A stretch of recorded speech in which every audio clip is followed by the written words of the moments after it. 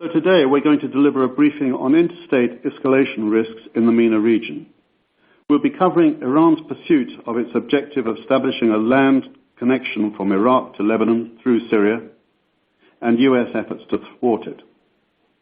We'll also be reviewing Qatar's regional isolation, pushing it closer to Iran and Turkey, which are both hostile to US intentions in Syria. This raises the possibility of the formation of new regional alliances. The two speakers in the formal presentation are Firas Mudad, a director in Country Risks MENA Division, and Nazanin Saroush, who's a senior analyst covering Iran, also from the division. Our lead Turkey analyst, Ege Secin, will be joining us for the Q&A.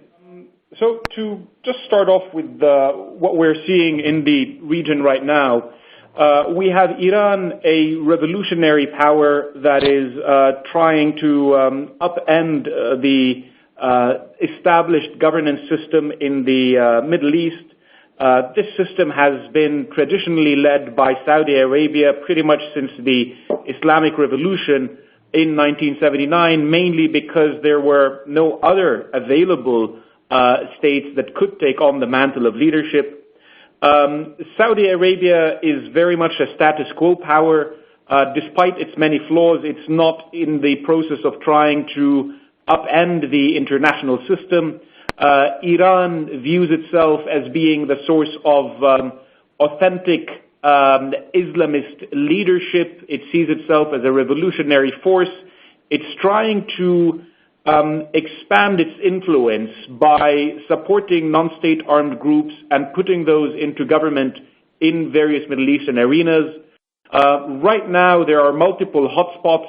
They include Syria, Iraq, and Yemen, and now we have the issue in Qatar. We are going to be talking about other potential hotspots, such as the Gulf region, Bab el-Mandeb, and Lebanon very briefly. As Faraz mentioned, since the inception of the Islamic Republic in 1979, Iran has sought to challenge the order in the Middle East region. Iran sees this order as effectively being put in place by the Israelis and by the US, and it sees it as an unfair order.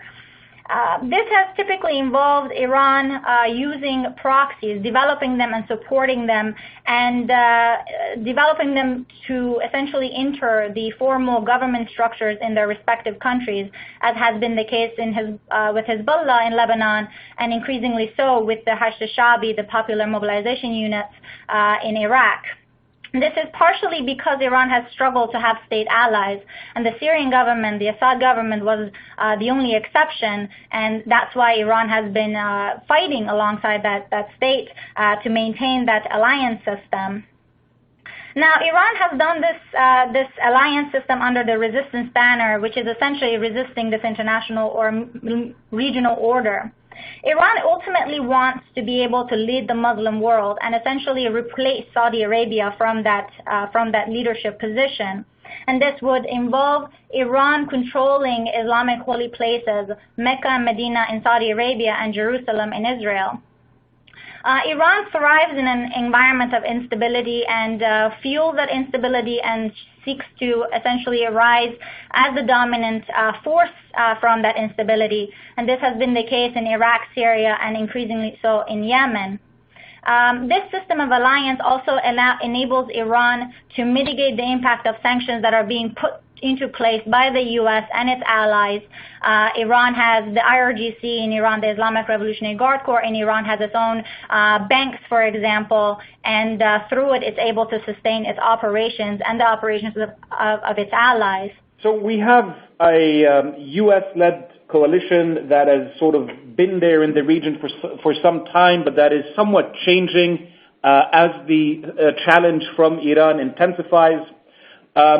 The United States is working with its traditional Sunni Arab allies, Jordan, the United Arab Emirates, Saudi Arabia, but also with new allies like Israel and the Kurds, who previously would not have been able to work together, even though each of them was individually aligned with the United States. Now, their objectives are to try to roll back Iran's regional influence, though this is much easier said than done. given that Iran's militant proxies are in a stronger position across the region. They are trying to develop their own economies so that they can provide alternatives to the radicalization that Iran offers and to the radicalization that is offered by the jihadi strand in political Islam. Their main priority is to defeat the non-state armed groups that have proliferated throughout the region, be they Sunni or Shia in orientation. These guys are trying to establish state entities as opposed to non-state entities. The big weakness that they have is that the governance structures that they represent have become quite corrupt, quite decrepit, and they are not in a strong enough position to challenge the Iranians. Moving on to talk a little bit about the commercial implications of what Nazanin and I have been discussing from a political risk angle. First thing that I want to address is the Qatar crisis. As this is going to be a pretty long crisis in our view, we think that one of the objectives of the Gulf states, Saudi Arabia, the United Arab Emirates, Bahrain, and their Egyptian ally is going to be to draw down Qatari reserves and try to use that to limit their influence, try to limit how much power Qatar can project, try to discredit Qatari media, and in discrediting Qatari media, lowering the propensity for radicalization that results from the kinds of narratives that the Qataris have been pushing through their various media arms. Talking a little bit about the Iran nuclear agreement and what does it mean, what does this confrontation with the U.S. mean for the agreement?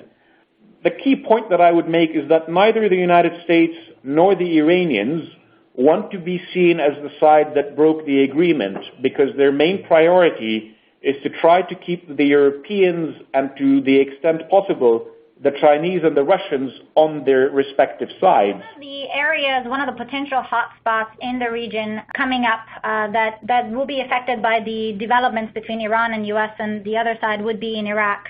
As the Islamic State is losing territory and essentially being pushed out of Iraq, this country risks becoming a proxy theater for Iran and the U.S. Iran has been supporting the Shia militias that have been fighting alongside the Iraqi army, which is supported by the U.S. Against the Islamic State. But once Islamic State is no longer a key threat, these two sides, there's more opportunity for conflict between these two sides. I think with that we can move to Q&A. Yeah, the first question relates to war risks between Israel and Hezbollah. That's now all we have time for today. Many thanks to our speakers and everybody who took part. We hope you can join us for further webcasts in our 2017 Country Risk Series.